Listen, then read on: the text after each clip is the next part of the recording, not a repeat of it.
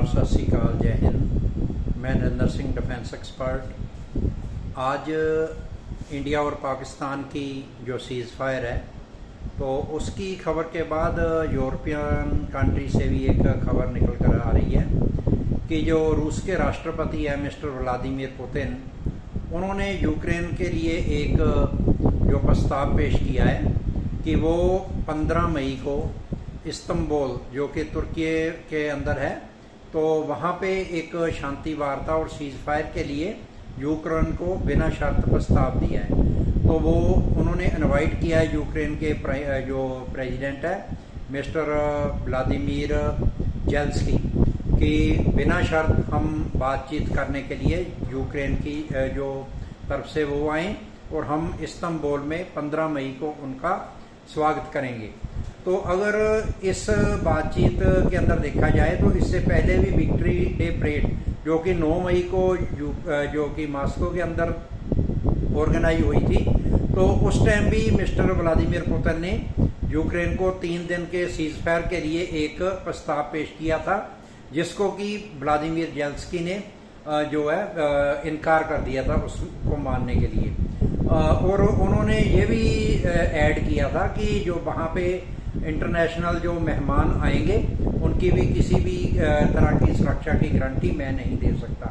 तो mister Zelensky ने वो प्रस्ताव को रद्द कर दिया था और विक्ट्री डे परेड वाले दिन 9 मई को जो है यूक्रेन ने जो रशिया के ऊपर अटैक किया था। तो रशियन फेडरेशन की ओर से इसका उनको बहुत स्ट्रांगली मुंह तोड़ जवाब दिया गया था, क्योंकि उस टाइम पूरे वर्ल्ड के टॉप शीर्ष नेता जो है मॉस्को के अंदर विक्ट्री डे परेड के अंदर जो है शमूलियत करने के लिए मॉस्को में पहुंचे हुए थे।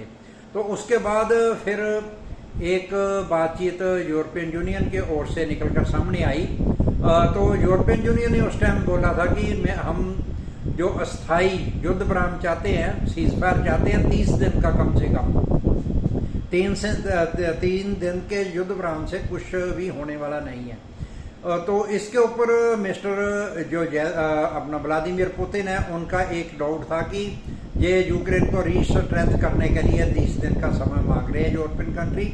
तो इनकी ओर से कोई भी जो गारंटी नहीं दी जा रही थी कि जो सीज फायर का ये उल्लंघन नहीं करेंगे और उसके बाद अग्रेसिवली जो है रशिया के ऊपर अटैक नहीं करेंगे। तो मिस्टर जो पुतिन है, उन्होंने यूरोपियन कंट्री या जेलेंस्की की ओर से 30 दिन का जो संघर्ष विराम का एक प्रस्ताव था उसको खारिज कर दिया था। तो उसके बाद यूरोपियन कंट्री के अंदर खास करके 4 कंट्रीज है, जो जर्मन है, ब्रिटेन है, फ्रांस है और यूके है। तो इनकी ओर से रशियन प्राइम मिनिस्टर के ऊपर एक बहुत ज़्यादा प्रेशर जो है बनाया जा रहा था कि आप युद्ध विराम की जो है ऐलान करें। तो जो मिस्टर जेलेंस्की ने एक प्रस्ताव पेश किया था, तो मिस्टर डोनाल्ड ट्रंप ने भी उसका समर्थन किया था। तो यूरोपियन कंट्री को ये समझ आ गया है कि जो रशिया के साथ साथ यूएस भी है, वो किसी भी तरह से युद्ध विराम करवाने के लिए सोच रहा है।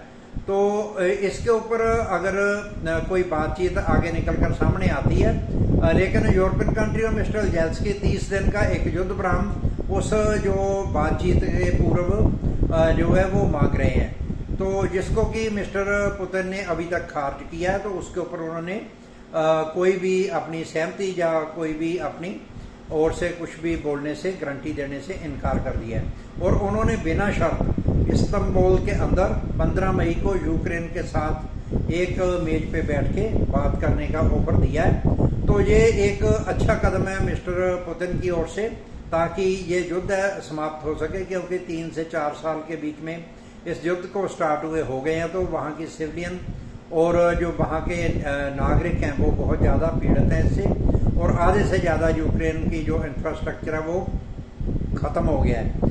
तो मैं आशा करता हूँ कि जो मिस्टर पुतिन का ये प्रस्ताव है, मिस्टर जेलेंस्की स्वीकार करके 15 मई को इस्तांबुल, जो तुर्की के अंदर पड़ता है, वहाँ पे बातचीत में शामिल होंगे, और ताकि इस युद्ध के अंदर सीज फायर और परमानेंट जो वार है उसको रोका जा सके।